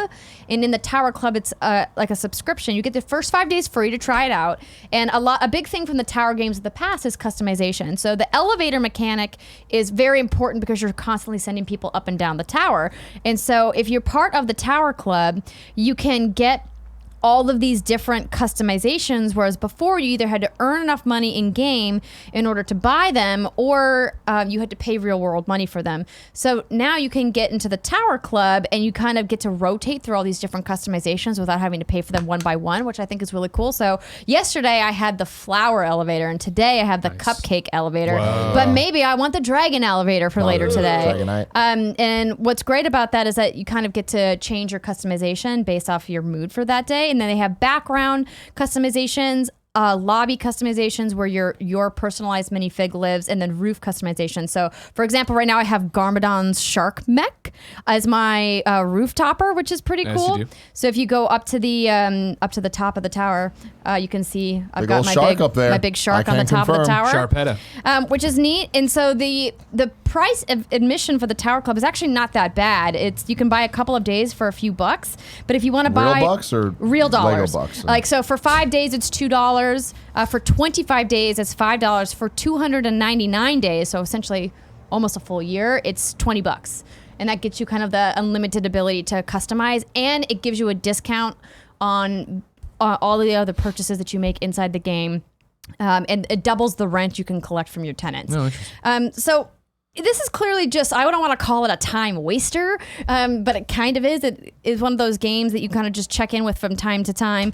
And if you guys enjoyed the gameplay of the Tiny Tower variants, then I highly recommend checking out Lego, because a lot of the charm of Lego is built into the game. A lot of the floors are designed based off real Lego sets that exist in the world that you can own. Do they have like IP? Like, is there a Batman and like stuff I like haven't that? seen any licensed stuff yet, but I would imagine that that's probably in their plans for DLC. But since the game just launched, I haven't seen any licensed stuff. I've seen that they have the Ninjago stuff, but that's of course like a Lego owned brand. I hope they do Lego licensed stuff. That would be really neat. And the minifigs are just so fun because in previous iterations, sometimes the little characters don't really do a whole lot as they're walking around in your tower, but they'll like dance, this one guy does air guitar, they'll throw tantrums, and it's just cute because it's a little Lego minifigs. Who doesn't like Lego minifigs? Come on now. Yeah, and they all have like these different faces, and then there's a whole collectible piece system so you can customize. And if you get drops for pieces that you already own, you can send them to your friends, which is kind of cool. And there's different specialized minifigs that can show up at your tower. For example, there's a construction guy, and if he shows up at your tower, he can knock 3 hours off the construction time of a new floor. Okay. And so if you don't have a new floor that you're ready to build, you can also send those to your friends, which is something that I haven't seen them do before either. So really kind of encourages more of a social aspect to what is really just like a solitary game. Sure. That's what's one of the things that's been so interesting about Pokemon Go, and actually playing it, not just fucking around with it and putting it down, is the fact that I haven't seen the microtransaction wall, right? Where it is like I am flush with items and stuff. Now, I have put money into the game. I bought the Team Rocket outfit. I wanted to wear the R and have glasses and stuff. And then once I had leftover money, eventually the biggest problem I have is that my item bag is always full. And you can delete stuff or whatever, and I just need to use stuff more. But I did spend money to expand the bag. But in terms of actually always having something to do and not feeling like, I gotta wait for this to cool down or whatever. Like, and then also just the weird thing of like, and I understand this is why the game's popular, and I don't mean to waste time on a game people already know everything about or understand. But like, the actual desire of like, oh, cool. Like, let's do this and let's walk around. Like when we got to the airport in Austin, it was like, all right, cool. We got lunch and then we just walked around the airport rather than just sit somewhere and check Twitter. It was walking around and talking to each other and doing the raid or trying to collect this or seeing that. Like, it's a really interesting, different game that I'm very excited that I'm into with Jen. Whereas I think that was the problem with Ghostbusters, even where I was into Ghostbusters, but nobody else was. So it was just me playing, and it was super solitary. Even here, being able to. That's the developer's problem too. Oh, 100%. Yeah. It was just you. Oh, thank you. No, well, that game still runs doing Just stuff too. Greg. Yeah, exactly. Like being able to see what other people are caching and doing, and have that thing of exchanging gifts is an interesting way and reason to turn it on and do stuff with it. Before we move on, I want to let you know about our sponsors. The Dark Pictures anthology, Man of Medan. Man of Medan. We're not Oh, yeah, trying I to have say no- it. I have We no- keep jumping around. Andrea, you got to see this, Greg. Yeah. And Joey Noel. You got Joey to see Noel this. coming out on Shock Mike. Tell me everything, because I don't know much about this. I know that it is from the same team that brought us Until Dawn. Correct. Supermassive games. And they're doing the anthology series, kind of smaller, like not bite-sized, but more of an appetizer compared to a full meal of an Until Dawn type situation. Today announced you can do multiplayer, right? Right. Well, That's let me exciting set the stuff. stage for the setting of Man of Medan. Medan. Well, going into it, that name doesn't really give you any hints No fucking idea whatsoever what that about means. what you're going to play. So this very first iteration of the Dark Pictures anthology, of which we discovered and we talked about on Games Daily today, there will be 8 total games. They're aiming to do 2 of them a year, which is, I think, pretty ambitious, and I hope Very that much they so. Very much so. do that. They are going to be connected by a man called the Curator, who functions much like the Crypt Keeper in Tales from the Crypt. So essentially, he'll be like almost like the narrator of sorts. And in this story, we meet 2 brothers, Brad and Alex. We meet a brother and sister, Julia and Conrad, or Connie, and we meet a skipper named Fliss. So we have 5 characters. They all look to be in like their early 20s, and Fliss is the local. She's the kind of the captain of this vessel, and the 4 friends are going on board to go on a scuba diving trip. They're going to go look for wrecks. Wreck diving is like their big hobby because they're rich or something. Yep. They are rich white people. Well, the 2 brothers are African American. Sure, but the rich white people are the rich white people are the that make ones. this happen. Yeah.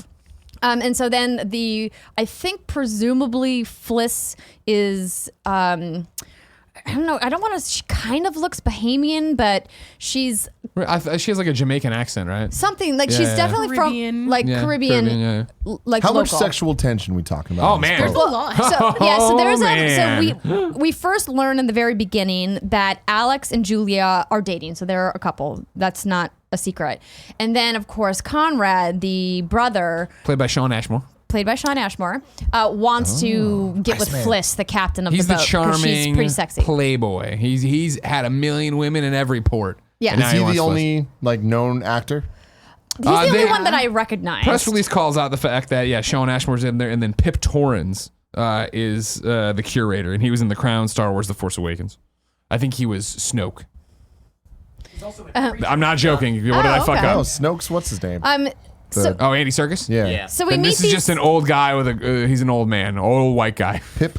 What? Oh yeah, he doesn't have like Pip he doesn't Torrens. have an interesting character design from a visual sense. He just looks like a dude. Yeah, but he was asking for celebrity, right? Yeah. So we meet these 5 characters. They're on a boat. Their whole thing is we're gonna go out and find a wreck. And so they head out on the water. And, we get this playful banter and some choices and stuff that you make early on, and then you find a wreck is like the first kind of major beat in the story, and it's not on record. And so the captain's like, well, we should really call this in if it's not on the map. People need to know where this wreck is, and they're like, live a little. Let's just go down there and check it out. And so that's kind of like the first beat of the story. But that is just the amuse-bouche to what's coming later, which features this giant, massive warship, which is why we were at the USS Hornet for this preview event. And there is a prologue, which I don't want to spoil, that explains why the ship is important and what the ship is going to happen. And that's all I'm going to say more about the story, because I want you guys to experience it for yourself. But that just kind of like lays the foundation. And what I loved about the setup that we got to play is that they really nailed that interplay between these young people the same way they did in Until Dawn. Like that dynamic between that group of friends in that cabin, I thought felt believable and felt real. And so far from what we've played, I think that they have nailed that in this one as well. The interesting thing, right, is that what we went to was obviously hands-on, but it was more importantly, the embargo's up today, hey, we have multiplayer.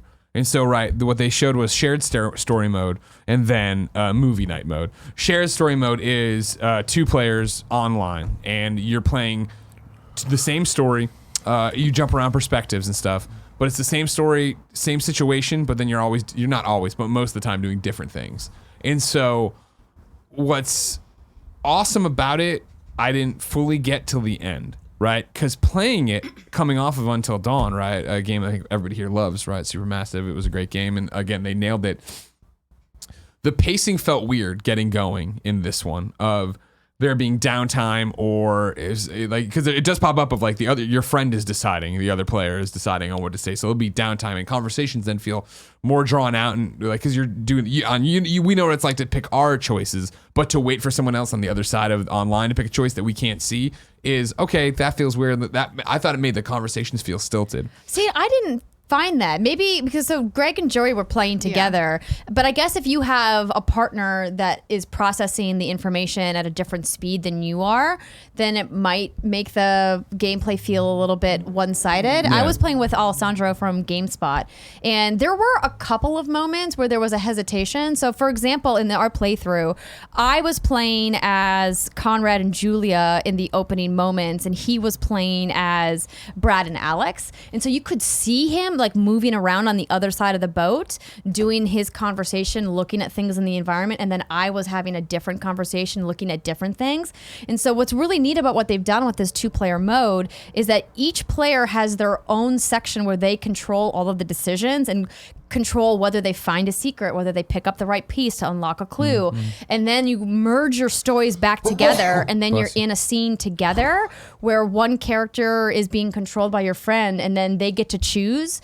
You don't actually get to see what the choice is, though. You're in the conversation almost like a cutscene, and then there's a pause, and you get kind of like get a pause on the face, and then it says your friend is deciding, but you don't get to see what they're deciding, so you don't know how the conversation is going to play out. And I think that's so cool. Yeah, that's what I'm saying. At the end of it, that's when it's revealed. When me and Joey got to catch up, and actually, like, you know, you're on. So this first part we're talking about happens on a small yacht, basically, right? Small boat, and so it is a difference of you at times see people walking around, but it can be even more moment to moment interesting. Where we went out and watched the movie thing together, which now is up to 5 players sitting at it in front of a TV, passing the controller. Everybody is assigned a character, and they make the choices for that character to pass the controller.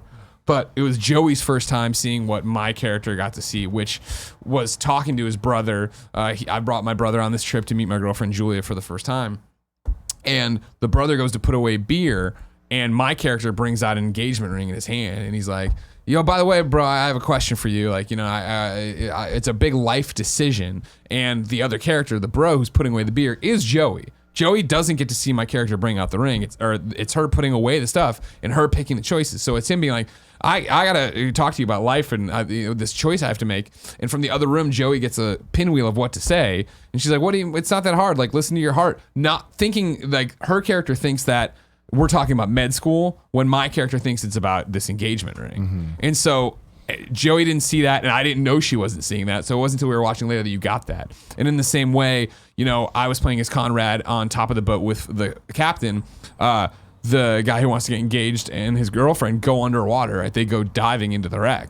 So I'm playing as Conrad, having no idea what's going on underwater, legitimately not knowing what's going to happen here. And like these pirates roll up on the ship, and we yell at them. Like yell at them, they get all weird. I throw money in the water. I throw money at them. Like they're like bitching about a hole in their boat. So Conrad's like, here's $10, $20, $30. He's being an asshole. Again, just a rich white guy. The pirates drive off, and then there's a mishap with the grill, and then Joey's group surfaces from the water, and then you see money in the water. $30. Exactly. Why is there money in the water? Because they do show a portion where they like focus on them. Like, okay, well, clearly that means something, but I have no context for what happened or why the explosion happened, and then like what altercation had happened, and you didn't know that I had found stuff in the wreck and stuff like that. And so, and what was crazy about that scene in particular is that they have a choice where you're starting to surface, like you have this like sweet moment under the water because you're like, you know, deep sea diving with your lover or whatever, and then you see this explosion on the surface, and you have no idea what it is, what's happening, and then you get this choice of like, do you want to surface immediately? And he's like, no, we got to stay because of decompression sickness, and then they're like, and then you have to choose if you're going up or not, and then it's like you don't realize until you get to the surface and you've made the choice like why the explosion happened. And I think that interplay of how they've written it so that you could play it either way is so clever and gives it so much replayability. It really makes it feel, I think it really ups the ante in the choose your own adventure style that I thought did a fantastic job with Until Dawn here, because you can't see what the other person's doing or hear what they're choosing. So this sounds really cool and unique. It also sounds like you're missing out on a lot, though, if you're not having a conversation immediately after with the person you're playing with. And if you're playing online with somebody, so you're not on chat? Yeah, there's no in-game voice chat. You'd have to be in a party or something. Yeah, like that, or Discord. It just sounds like it's weird where you're not supposed to know what's happening, but then you need to talk to them to know what happened. But then the moment you know what happened, then that's going to affect your decisions going forward. I think it's just a personal preference of how you want to play. Like if you want to not know, if you want to just go in blind and kind of experience it for what the story is, you wouldn't need to be on chat. But if you want to have that moment of dialogue with your partner where you like talk over the decisions and make the decisions together, you can obviously do that. But I think what they're doing is just saying, hey, if you want to experience the other side, go back and play it again. But I mean, Until Dawn was the same way. If you made specific choices, there were whole paths you never saw, right? Yeah. I just think it's weird. Like I don't get then what the point of having it be another human being is. I think it's just the dynamic of being able to have that suspense of not knowing what your partner is going to choose. Mm-hmm. And I think it makes it more interesting because when we were all talking about it as a group afterwards, when we went to go play the movie night mode, which we'll talk about here in just a second, we were all talking about, did you see this? Did this happen to you in your playthrough? Yeah. I made this choice. And like we all learned about things in everybody's playthrough that were different. I thought that was a cool moment. Definitely. I don't see how this is going to enhance that compared to Until Dawn, which that happened. It was just you're playing with the computer and not having to wait for people to make decisions. It's not that long of a wait. I was just saying that it was just it was enough to be in the beginning of like, wait, this is weird, and then watching movie night where it is just one player making decisions and the computer's responding back. I was like, oh, I see what was different and why it threw me off that way. I think it adds a really interesting dynamic and dimension to it. Of like I would be down like Until Dawn. I loved and played through and never played it again. Like, and I didn't want to go for a platinum or anything. I just had a great time with it. Whereas if these are shorter experiences, right? Like, I'd totally be down for. I ran through as player 1. Now I'm gonna come back and play player 2 and see what Joey saw underwater and make those different decisions. And it's the classic Until Dawn tropes of what choices do you want to make in the way it all branches, right? Like the pirates eventually come back and like you're all tied up, and so then it is now do you want to be nice to him? Do you want to talk shit to him? Or do you want to do this? Do you want to do that? At one point, like I was in charge of trying to get to their boat and go off to get help, right? And they were like very clearly like, all right, the plan is to do that and get out. I was like, got it. And I was going, and I saw a knife and I'm like, I'm going to fuck these guys up. And it's like, I'm going to roll the dice and see what happens. And like, why not? And then on the other playthrough, I'd love to. And then after it was all done, they were like, cool, did you lose anybody in your playthrough? And we're like, fuck, you could have lost people in that like basically 90 minutes we played. Like, oh yeah, you can totally lose people. Yeah, release date August 30th. Yeah, it's coming up real quick. Not far away. So you're talking about movie mode. Yeah. Yeah, so the movie night mode is for 2 to 5 players locally, and it's basically a pass the controller mode. So players 1 through 5, you put your name in, then it'll say like, Greggy, it's your turn to play. You pass the controller, and then while it's his turn to play, he has control of the choices and the outcomes that happen during his section. And we each picked a specific character to play as, and so you get to pick those choices tied to that character's storyline. What I thought was interesting that they mentioned in the press release today is that your actions and your impacts on the story as an individual player are judged against the people you're playing with, and you get achievements and rewards for each individual player's decisions versus as a single playthrough. And I thought that was kind of a neat touch. I mean, because they understand that this is really more of a playable movie than it is a video game, because it's basically like you light walking you swing the controller stick back and forth to pick choices for dialogue, and then there's a couple quick time events, and that's it. So it's pretty approachable for people who don't play a lot of video games, particularly people who don't play video games with controllers with sticks, right? Or maybe they're mobile players or whatever. And so I think it's a nice way to maybe have a shared experience with friends of yours that enjoy the horror genre or horror TV movies, but don't want to play a horror video game. And so I think it's a nice touch. I prefer the 2-player mode, quite frankly. Yeah. Or just the single player, and then we all just sit around. And granted, like, you know, the online, the comment is it's around 4 hours, right, to do a playthrough of it, and there's a million different things like we're talking about. But even then, it would just be like, it's a weird pass the controller thing. It's a weird thing you have to go through the tutorial again. There was no way to skip it. It was like, all right, we get it. I'm hoping that was just a build issue and not going to be in the final game. Saying we did it. Yeah, because they made us go through the entire credit sequence again, but hopefully they'll just add a skip button in there, because if you've played it through once on your own, but then you want to show your friends, you shouldn't have to go through those opening sequences again. Yeah, 4 hours. It's so weird. Like, I feel like they still haven't cracked the nut. That's from Game Ranks, by the way, that I found that. Of figuring out, like, these games should probably, especially if it's anthology, be closer to the hour mark or hour 30 mark, with a bunch of different things that could happen. Because, like, when are you going to have 5 people in a room for 4 hours to play through this? Extra life. You know? Besides that. Well, but that's we've been playing through Until specific. Dawn in our What's Good Games after our streams. And so we did the first section last month, or the first section in May, the second section last month, and we're doing the final now. And so I guess if you break it up with your friends, you don't necessarily need to, because I mean, it's in chapters, right? So you could easily stop playing at the end of a chapter. Yeah, I'm just thinking it's about always that problem Until though, Dawn how you was get everybody back together. So great, and I was trying to convince my friends, like, hey, we should all play it. It's like they wanted, if it was a complete thing, I'm like, this is going to take an hour and a half.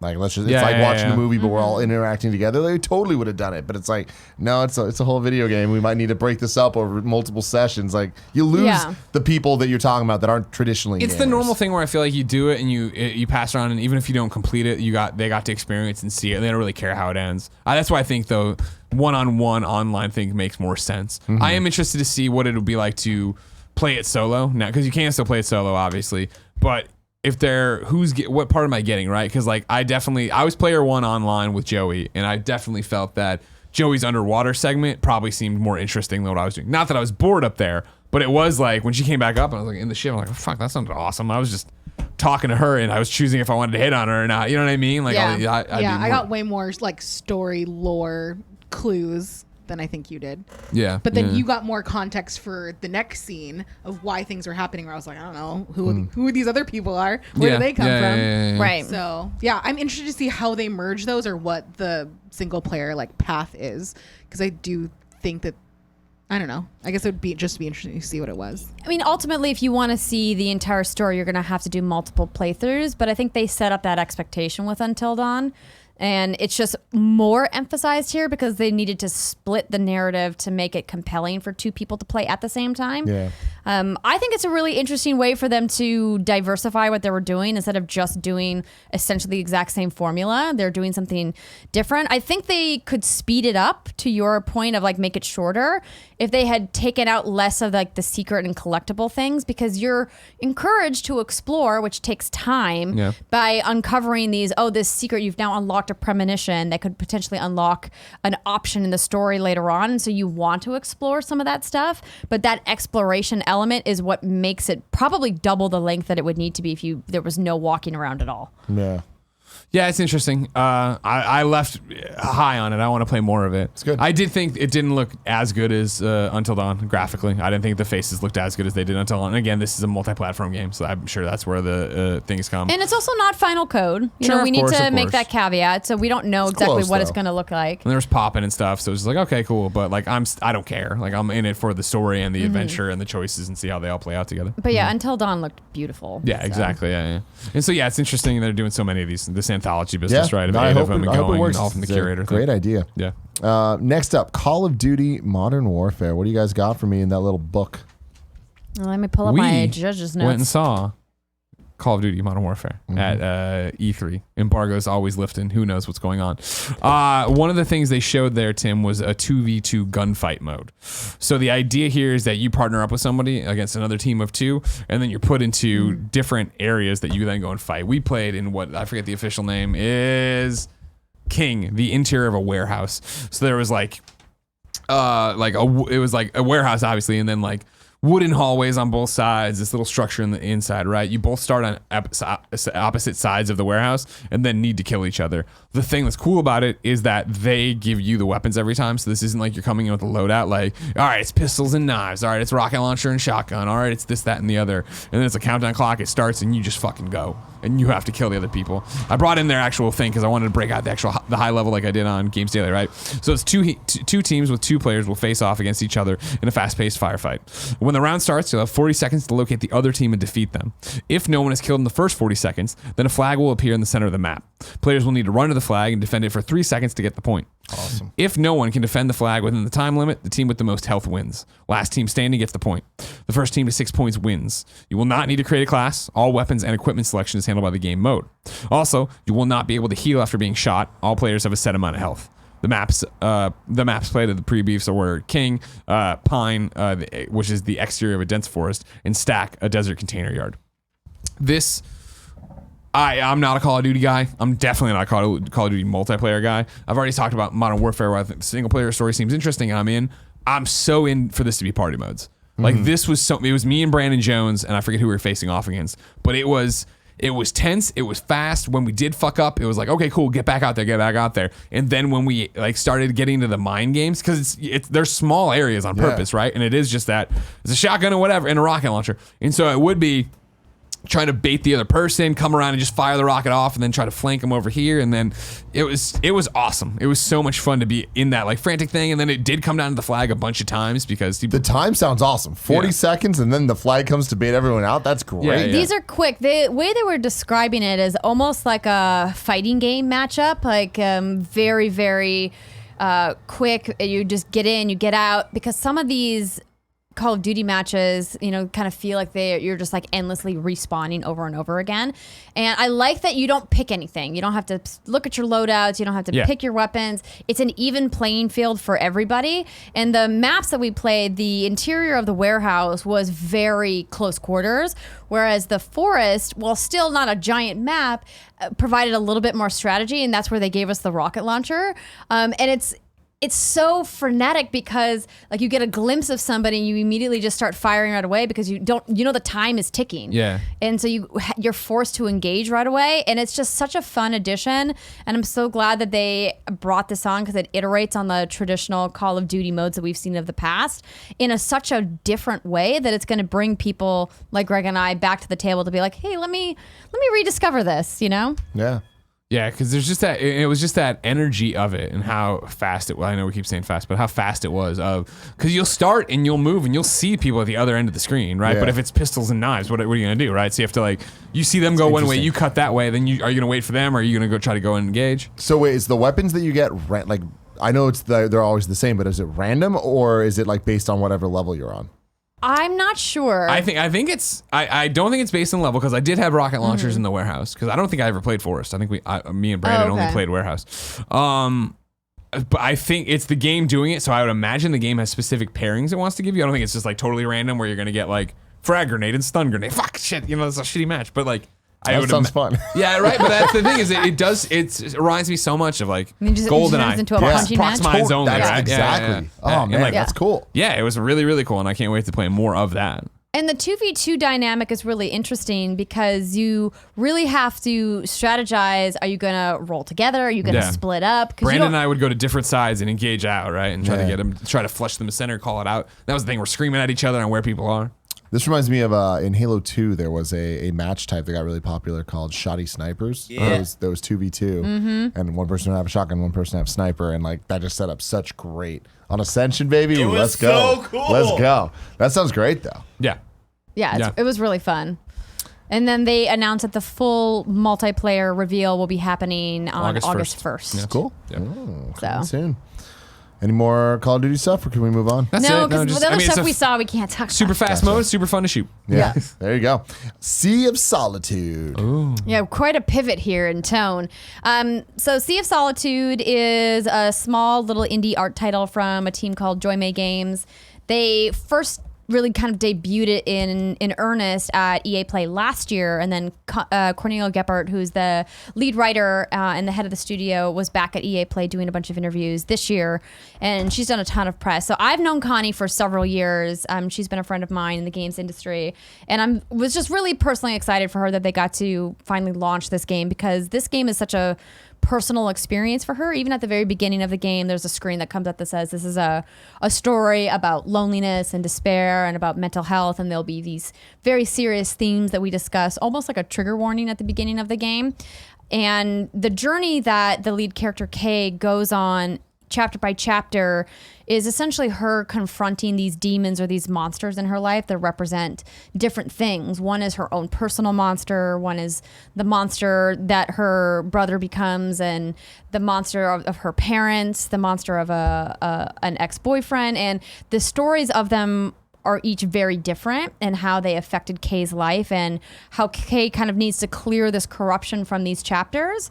And there's a lot of metaphor, but the thing that I think that really sets this game apart as an emotional narrative than other games that we've seen semi-recently, even like a game like Celeste, is that Celeste felt more like almost like an allegory, and that there was a lot of room for interpretation for the player to kind of make that story their own, whereas this is very much Connie's story, and the narrative is the focus of this game, whereas the mechanics are not really the focus. But you clear corruption through these different spots in the world, and then the corruption goes into a backpack, so you're literally holding that negative energy and weight like on your back throughout the game. And there was just certain chapters that really spoke to me more than others.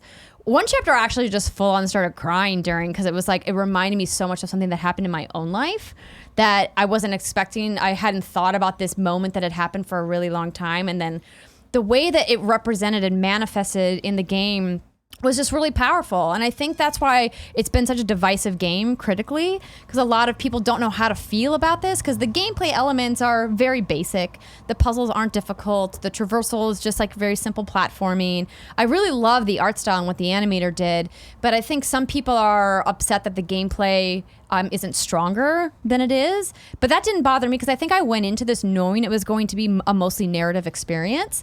Almost like an Edith Finch type experience is what Steimer was comparing it to, and I think that that's a good comparison. It is broken up into different chapters in that way too.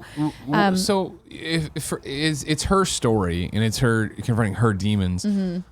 It's not hyper realistic. It's not realistic in the way of like you're marching through your town fighting your brother. It's like it's almost like a dream world. Okay. So it's set in like this almost underwater version of Berlin, and you start out on a boat, and a lot of the city is sunken underwater, and then as you go through different chapters, like the world transforms to kind of match what's happening, and you end up in this like frozen over world at the end. And I think there's a lot of things that you can draw from inspiration as to what that means in the world in relationship to what's happening in the narrative.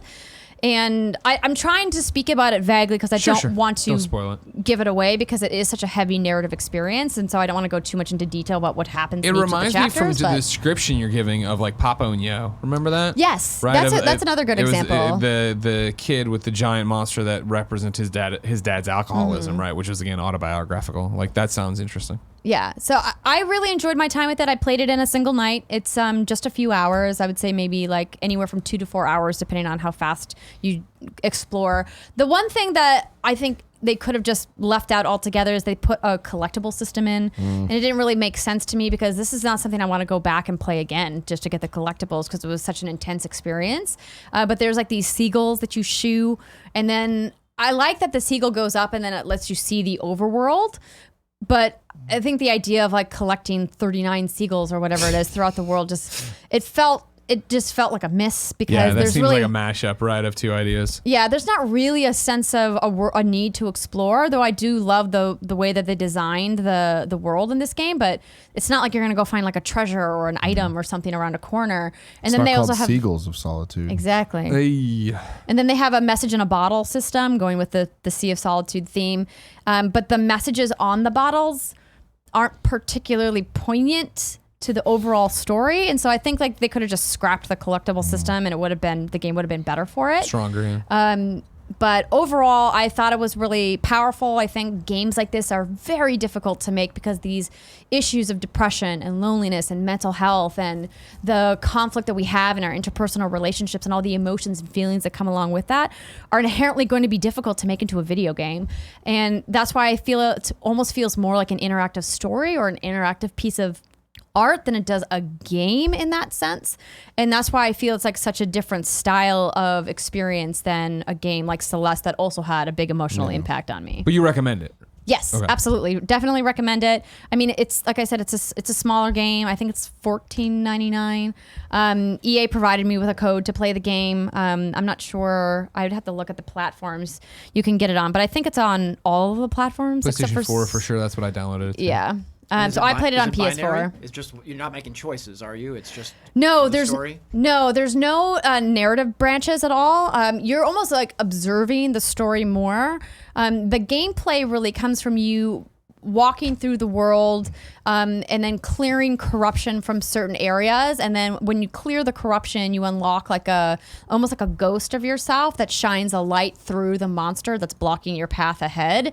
And so, I mean, that in and of itself like speaks to like clearing this negative energy from your life to push through your demons, like quite literally. And so as you go through each chapter, how you clear that corruption or how you move the demon or the monster that's blocking your path changes chapter to chapter. So I thought that was a nice touch that they changed it up. It's not the same, because it would have gotten pretty repetitive if they had used the same mechanic in each chapter, but each monster has a little bit of a different mechanic attached to it. But yeah, the voiceover that they use is like, it feels really real. Particularly the scene between the parents was like really hard to listen to their dialogue back and forth. But in each scene, I think will speak differently to people depending on, what they've experienced in their own life. So yeah, cool shit. Yeah, but so it was released on July 5th. It's on PS4, Xbox One, and Windows. There you go. So I think that's through EA Origin. Makes sense. It might be on Steam. Don't know. Unclear. I'm looking. Well, ladies and gentlemen, this has been the Kind of Funny Games Cast. Thank you very much for joining us this week. We will return next week, as we do every week, because that's how podcasts work. Until then, I love you.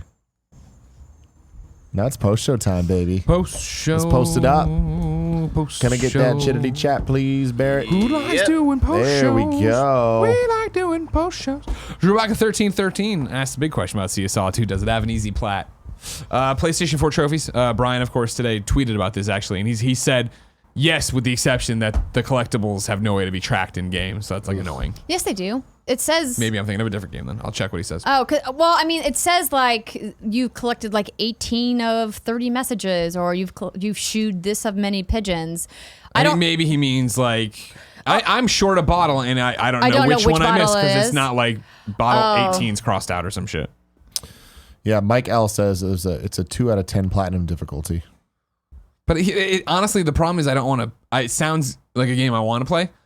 I don't think it's a game I want to play with a guide open, nor is it a game that I want to replay with a guide open, based on what you're saying, right? No. Yeah, it's not a replay. Yeah, platinum. This is Brian, PS4_trophies on Twitter, of course, PlayStation 4 trophies, or PS4 trophies on YouTube.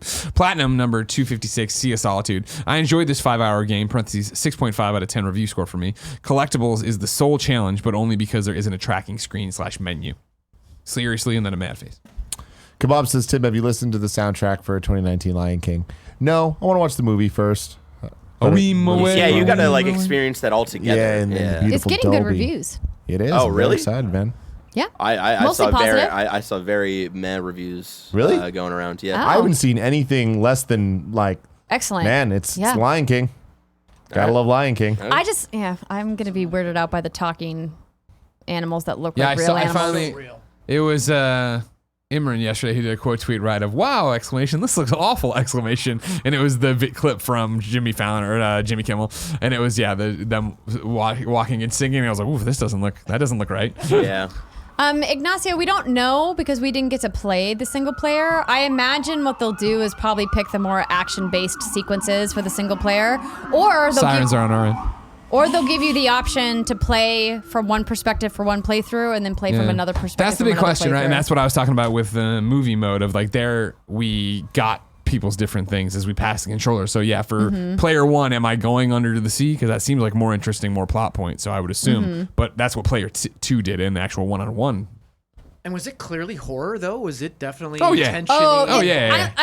I left out all the details on what makes it horror. The prologue really sets the stage for why it's horror, but I don't want to spoil that for anybody. So you know what's crazy is that no one's done this before, because it does seem like, to your point, what an amazing idea to get 4 people in a room, sort of like what was the Netflix one, Bandersnatch or whatever, sort of to choose your own thing. It's amazing no one's done this. PlayStation tried with its I forget the name of it. Andy Serkis's company Imagineering tried with their Planet of the Apes Frontier, I believe it was called. Yeah. So they designed that specifically to be a playable movie because they wanted it to be approachable for people who were familiar with the Planet of the Apes movies, obviously that Andy Serkis starred in. And so they wanted people to be able to just play with PlayLink on their phone. But that game really kind of fell on its face in a really sad way. When that, the animation in that game was great. Yeah. Remember when that weirdly came out like accidentally 2 months before it was supposed to? And if you had downloaded it, you just kind of had it? Yeah. I do remember Hidden Agenda. That was the PlayLink game. PlayLink PlayStation. That was a super massive game as well. Yeah. But that was the thing too. It went on too long. It just goes on too long. Like that's the problem is I feel like there's such an audience that has fallen in love with the Jackbox party packs that it's like they're so close. They're so close to being into this experience. And what they should have done and learned from that, I really thought, would be to break it up into episodes. And you get a disc or whatever. You get, episode. I'm not even saying like an anthology. I'm saying like Hidden Agenda, Man of Medan or whatever, right? And it is episodic, and it is like we build to a cliffhanger in 30 minutes. And then it is, you guys want to play another? Or like, no, I'll see you next Friday, and we will come back to this. Yeah. Rather than an open-end video game that, unless you've played it before, you don't know where it ends or how much more you have to go. Yeah. Nasser Ross says the best playable movie is Metal Gear Solid 4. Burn. I'm not gonna say you're wrong. Don't worry, Panzer. Fran's fine. He's at his dad's house in Florida. Fran's not fine. Fran is Fran. Fran's he's here, he's alive, but like I don't know if he's ever been okay. Like there's something wrong with him. Fran's got problems. During the show, Alyssa started texting me about the Switch Lite. She was asking about all the details and stuff. And tell her to watch Kind of Funny Games Daily from yesterday. She won't. She doesn't do that nerd shit. Nah, exactly. But she was wondering of like the whole transfer system, and she's like, "Can I still play on my farm on Stardew Valley?" Doug Bowser has said they are working on it, but have nothing to announce at this time about how you transfer your Switch to your Switch Lite. So we have no details. I mean, it would just be. I don't think he did. He said that in an official statement. I mean, wouldn't it just be change it? Like, wouldn't it be the same process of transferring your profile from a Switch to a regular Switch? You would think. Why wouldn't he say that then? But then she was like, "When does it come out? When can I get one?" I was like, "Oh, in September." She's like, "Fuck, I can't bring it to Hawaii next week." It's like, no, that's not how things work. Not how video games work. They just announced it. Just bring your regular Switch. No, it's my Switch. I'm playing shit. What is the built-in hard drive on that thing? Do we know? It's 32 gigabytes. Okay, so that wouldn't be the reason for not transferring game. I mean, there's plenty of room. Yeah. Oh, I see. Okay. Talking to CNET, Nintendo of America President Doug Bowser said, "Yes, you will be able to. You will have the ability to transfer between devices your gameplay experiences." Bowser offered no details on what kind of system Nintendo had planned or how it will make it work, but said there is more to come. Well, I'm expanding. Well, you made it sound like he's like no. Or they don't have anything, but it's happening. But again, it would just be, you can do it with 2 Switches already. Yeah, because I had to send in my Switch because it got fucked up where it had the battery expanded thing. So I sent it in to get fixed, and I transferred it to a work. I transferred all my profile stuff to a work Switch, kept it on there for a week or two, and then brought it back to the other. So I don't see how it'd be. And that's what people were saying too on the show today about having a secondary Switch already. Yeah, I don't think it's gonna be that big of a deal. Okay. Ms. Yasmin says, Andrea, when's the next stream where it's going to be you, Britt, and Steimer together in the same room? That'll be Saturday, July 27th for the Patreon Happy Hour Q&A and the Patreon After Hours stream where we will be finishing until dawn. Woo! And they'll be here in the Bay. Woo! I'm in the Bay, bitch. You going? Oh yeah, we got big PAX What's West. Good plans for PAX West. Greg is doing PAX West. Yeah. I'm not 100% not doing it, but I doubt I'm doing it. Kind of Funny Games Showcase is officially Friday at 4:30, and then the Kind of Funny website championship tournament for the Perry Schneider Cup is 9 p.m. Saturday night, PAX West. Right. Yes, and the What's Good Games live panel is 7 p.m. on Sunday night, and we will be live streaming from the Hydra Theater. Oh, nice. Yeah, and then What's Good is definitely doing another meetup, but the details are currently under wraps, but it's looking like it'll be Friday night. Chance Carter says, Tim and Barrett, who are your favorite bosses in Cuphead? Ooh. So far, Genie Boy has some of my favorite phases. I like the Genie. Yeah. You and I really differ on King Dice. Yeah. Yeah. I love King Dice and like all of the variables and finding kind of the right cadence of hitting the die, going to the specific bosses that you find make sense for you, and then doing his last phase, which is fucking frustrating after going through 3 different bosses. But because of the level of height of frustration is why I really love him. Yeah. Besides that, like I'm kind of blanking on stuff right now. Like the ones I want to give a shout out to for sure are the Ghost Train. Yeah. Ghost Train's really good. Yeah. It's so good, and I think all the phases are like the designs and phases of that level kind of to me are like what Cuphead succeeds at, which is that 1930s style, and that is all of that in one level, you know. I also want to give a shout out to the theater level.